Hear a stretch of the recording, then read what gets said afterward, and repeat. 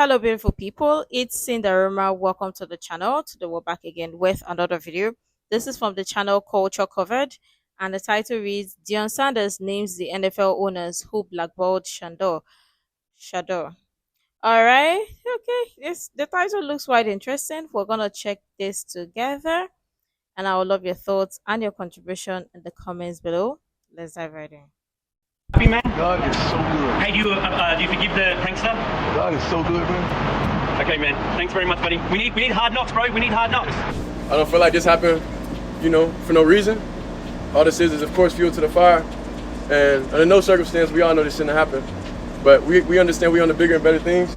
This morning, the NFL investigating this prank call to draft hopeful Shedeur Sanders, son of NFL legend Deion Sanders, picking up the phone Friday, thinking it was a coach, inviting him to join the team. Strictly for that reason. But it wasn't a coach or anyone from an NFL team. This is Mickey Loomis here, GM of the Saints. Instead, it was these young men seen in this video circulating on social media. That NFL Commissioner Roger Goodell, I believe, allegedly, was also involved on this scandal to embarrass, humiliate, and sabotage both Deion Sanders and his son Shedeur. Shedeur Sanders and the NFL draft drama are still making headlines, and everyone is trying to get to the bottom of what actually happened on draft day. Some folks are convinced that NFL owners wanted to put Deion in check and conspired against his son. And it sounds like Deion feels the same. And now he's out here alleging that there's a behind-the-scenes conspiracy and that some NFL execs and owners used Shedeur to put Deion in his place. One NFL insider already leaked that some coaches and owners thought Shedeur was too entitled and arrogant in interviews, skipped the combine, and worst of all, they thought Deion himself was out here acting like he runs the league. And these white billionaire owners weren't about to let that slide. Keep in mind that there are currently no black majority owners of any NFL team. The NFL has 32 teams, and 31 of them have majority owners who are white. The only non-white majority owner is Pakistani-American Shahid Khan, owner of the Jacksonville Jaguars. And according to some analysts and fans, this is the main reason behind Shedeur's draft slide. These people are saying this is a textbook case of how black athletes, especially confident, outspoken ones, get punished for behavior that's celebrated in white athletes. Some public figures like Dr. Umar have alleged that the NFL owners wanted to humiliate both Sanders men and remind them who really runs the game. I believe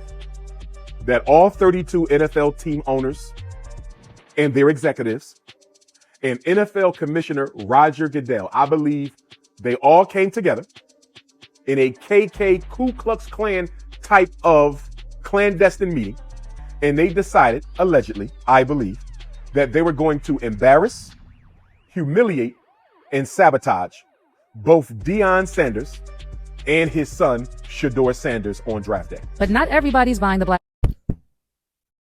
See, everything doesn't have to be about race, and this is America's problem.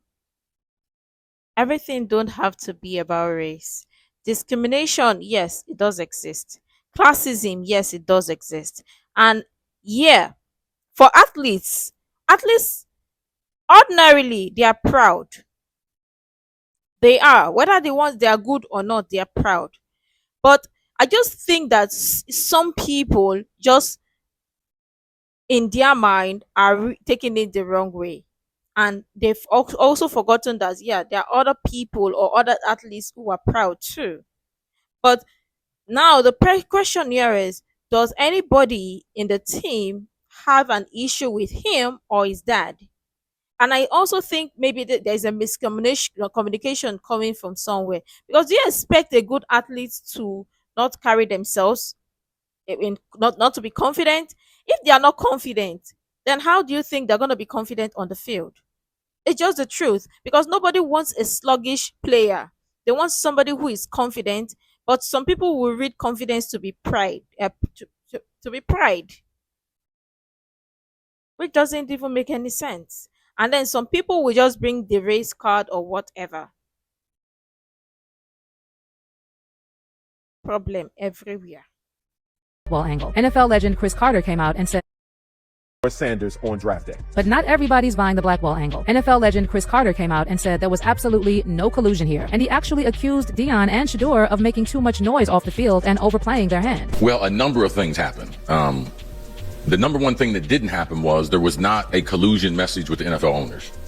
Okay, what? Okay, a lot of people think that. Now, as for fans, they seem to be divided on this. Some are calling this out as straight up racism and pointing out that white players with worse attitudes get passes all the time. But others are saying Deion brought this on himself, talking wild, taking shots at the league, and treating Colorado like it's the NFL. Now they're like, you want to act like you run the show? Oh, okay, cool. But don't be surprised when the league humbles your kid. So was Shedeur really blackballed, or did Deion mess this up for his son by trying to dictate where he plays and acting like he runs the league? How exactly did Deion explain Shedeur's stunning draft fall? Let's break this down. You have said that if the right team does not pick him, that you will intervene. That's my son. Things got really emotional at the Sanders household during the NFL draft, and Deion was not hiding how he felt. Primetime just sat there on the couch in Texas looking shocked. And when the Saints snatched up QB Tyler Show instead of Shedeur, all Deion could do was shake his head in disappointment. All right, with the 40th pick in the 2025 NFL Draft, the New Orleans Saints select Tyler Shuck, quarterback. Switch it up. Quarterback.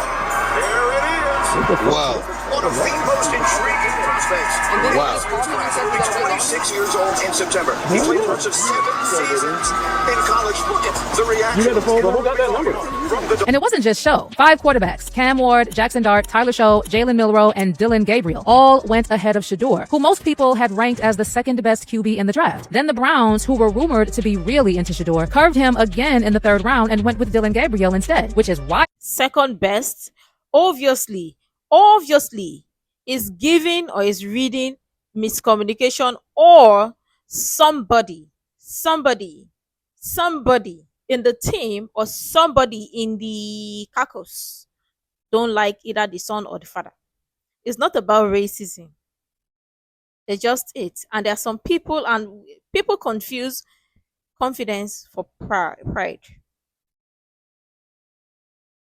because Cleveland had been low-key thirsting. They interviewed him at the 3rd round and went with Dylan Gabriel instead, which is wild because Cleveland had been low-key thirsting. They interviewed him at the Combine, hit up his pro day at Colorado, and flew him in for a private dinner. And as Shedeur kept slipping past round after round, Deion was left speechless. All right, y'all gotta stop. Yeah, this is It's funny when he's lost for words. I know what's going on. I like to have hope, and I like to trust God. This ain't God. This is the devil. Hold on, Dad. Shedeur was finally picked up in the 5th round by the Cleveland Browns with the 144th overall pick. But the Browns had 6 chances to draft him before that, and they passed every single time. And for a lot of folks, it felt like a major snub. Like the Browns were saying, we'll take you, but only after we're done looking at everybody else. Shedeur's fall had a lot of people asking what the hell happened, especially after Shedeur was hyped up as one of the best QBs in this draft class. Many had him ranked 2nd overall behind only Caleb Williams, but somehow he slid past teams in their first 4 rounds. And the shock isn't just about his talent, but the fact that the NFL executives seemed to ignore him despite all the buzz around his name. And with his dad, Deion Sanders, being the flashy, outspoken figure he is, some folks are now wondering if personal bias or even attitude played a role in Shedeur's drop. Personal bias, emphasis on that. True. That is what I believe, allegedly. But that is what I believe. Because, listen, if Shedeur is not a good player or a good athlete and is proud, okay, you know that you're not good, you're proud. Why are you proud? But he is good. He is good. If according to what we just heard here, is the 2nd best QB, are you playing? I will carry my shoulder here. My shoulder will reach on my head. Because, not easy now. I have the skills and the energy. 2nd best. Calm down. Stop it. So no, for me, I don't think it is pride. I just think it is confidence, and people just read it the wrong way. And maybe, exactly, personal bias. But I don't think it has anything to do with race. In fact, sources with direct knowledge have already hinted that the NFL coaches and owners simply don't like Deion and his son's attitude. One anonymous NFL coach, whose team is picking in the top 7, revealed that the main issue was Shedeur coming off as brash and arrogant during a team interview. Meanwhile, NFL draft expert Todd McShay also claimed that Shedeur's attitude was the main issue and added that Shedeur's job interviews with the NFL teams did not go smoothly. Shedeur already had, because of his size, because of his lack of arm strength, because of his lack of mobility, already had a pool that was smaller than other guys like Jackson Dart, Cam Ward, Tyler Shuck, Jalen Milroe. He already had this shrunk pool, okay? But then he went and turned off some teams with his attitude. And then I told you recently, I have been told by 2 different sources that the back and forth with an install package with the New York Giants and Brian Dable, so it did not go smoothly.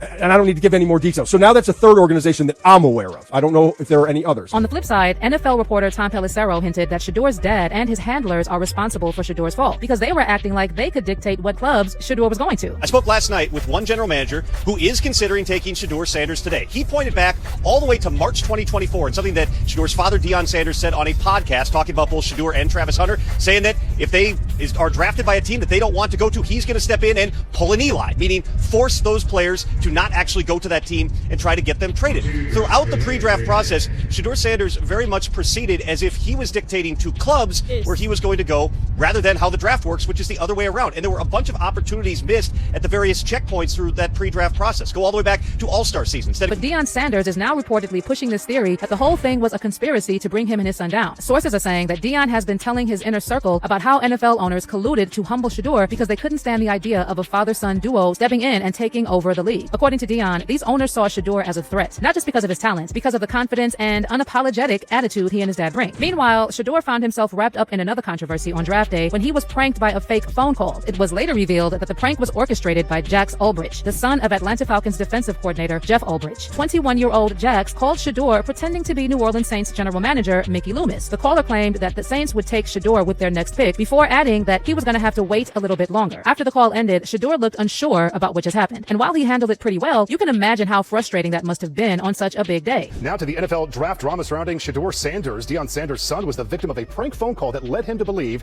that he was about to be drafted by the New Orleans Saints. ABC's Larry Spencer has more. This morning, the NFL investigating this prank call to draft hopeful Shedeur Sanders, son of NFL legend Deion Sanders, picking up the phone Friday, thinking it was a coach, inviting him to join the team. This is Mickey Loomis here, GM of the Saints. How you doing? Good, how are you, man? Good, been waiting on you. Yeah, we have. It's been a long wait, man. No, for sure. We're going to take you with our next pick right here, man. Yeah. Yes, sir, let's be legendary. But you're going to have to wait a little bit longer, man. The caller abruptly hanging up. What does that mean? You heard that? He said you're going to have to wait a little bit longer. Nobody got that number but coaches, strictly for that reason. But it wasn't a coach or anyone from an NFL team. This is Mickey Loomis here, GM of the Saints. Instead, it was these young men seen in this video circulating on social media, impersonating New Orleans Saints general manager Mickey Loomis. But why would anybody do that? Or why would anybody want to prank a call on this? Like, it's just like you're waiting for a particular email or a particular phone call for your business or a contract or whatever, and somebody is pranking. It doesn't even make any sense. Now I'm angry. Thank you with our next pick right here, man. Yeah. Yes, sir, let's be legendary. But you're going to have to wait a little bit longer, man. Okay. Sorry about that. The Atlanta Falcons releasing a statement saying Jax Ulbrich, the 21-year-old son of defensive coordinator Jeff Ulbrich, found the number and was responsible for the call. That video showing Ulbrich and a friend making the call. Ulbrich apologizing to Shedeur on Instagram, writing, "I'm so sorry I took away from your moment. It was selfish and childish." And Sanders is trying to put the whole thing behind him. This is what it is. I think of course it do childish. Of course I feel like it was a childish act, but everybody do childish things here and there. Now, as for Deion's reaction, when TMZ caught up with him at the airport, he played it cool and acted like he wasn't fazed by the whole situation. Deion, mate. Hey, it's good to see you, man. Hey, now that the dust has settled, are you happy with how things turned out? God bless you, man. You know how good God is? I know, God is good. You know how good God is? You happy, man? God is so good. Hey, do you forgive the prankster? God is so good, man. Okay, man. Thanks very much, buddy. We need hard knocks, bro. We need hard knocks. But sources close to the Sanders family are saying Deion is far from unbothered, and apparently he's going off behind closed doors and telling anyone that this is bigger than just bad luck or bad timing. And allegedly, he's convinced that the NFL owners sabotaged Shedeur on purpose. Sources close to Deion are saying that he believes this is all part of an effort to silence him, keep him in his lane, and remind him that no matter how good you are, you still have to play by the league's rules. Deion has now made a few cryptic statements on X, writing, "A lie don't care who tells it or repeats it. Its goal is to be heard. The truth could be standing right in front of you consistently for years, but you don't see it because a lie is in your mind. The truth may not be as popular as a lie, but the truth wins in the end." And then in a follow-up post, Deion added, "I can do better, I know better, I was taught better. I've seen better, and I'm definitely better. I'm also thankful for another opportunity to do what I'm blessed to do, and I won't take it for granted. Lord, create me a pure heart and renew the right spirit within me." But not everyone is buying into the conspiracy talk. A growing number of fans are saying this whole situation might have less to do with collusion and more to do with a lack of accountability. And one of the biggest red flags is Deion repeatedly talking about how his sons were going to bring him on as a head coach. And for a lot of NFL executives, this is obviously a problem. You've got a head coach dad and a QB son package deal, and neither of them seem too open about taking criticism. And that's not just risky, that's bad chemistry waiting to happen. That's the plan. If that's not what you're trying to do, don't get me. If you ain't trying to change the franchise or the culture, don't get me. So you should know history repeats itself over and over and over, and I've done it over and over and over. So it should be no question why an NFL franchise should pick me. Now, on the other hand, some fans are asking the hard question. What if teams simply didn't think Shedeur was a good fit? At the end of the day, this is the NFL. If you're truly a can't-miss superstar, teams will put up with a lot. So maybe it's not all about racism or collusion. Maybe it's about teams seeing a player who still has some growing to do, both on and off the field. But what's your take on all this? Is Deion right? Was this all a calculated move by NFL owners to humble the Sanders father and son? Is Shedeur being unfairly punished for his confidence and his father's fame? Or is this a classic case of hype not matching reality, and Deion might actually be hurting his son's chances more than helping? Leave your comments down below and stick around for this next video. I agree with the last statement. I think what if they need someone else and not him? Maybe they would invite him another season or another time. Maybe. I just think maybe. Maybe. But again, it also has to do with maybe personal bias as well or miscommunication. But I just think that is I don't think it is his pride. Is I don't think he's proud. Because yeah, every good athletes, even the ones that are not good, are proud. Some of them are very, very proud. It's just a thing. I just think some people read off some meaning to it and make it seem like, oh, because they have the upper hand, they're gonna punish you for something. I just think that, and maybe, just maybe, it might be that. But let's just see how it goes. But I'm more annoyed at that prank call. No, please, people.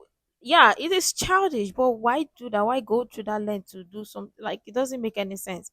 But again, I don't think any of this has to do with racism or has to do with race. People should just remove the race mind or race talk from it and understand that it may be different. Just as you are seeing or comparing or thinking that this is the reason, the other team or other people or the NFL team executive are looking at it like, okay, maybe this is from this angle.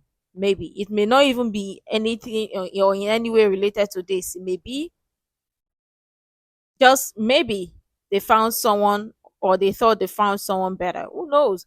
But again, politics everywhere. That's just the truth. When it comes to lots of things, politics never leave. And the problem sometimes might lie in the politics. That's just it. But let me know what your thoughts are in the comments below, obviously.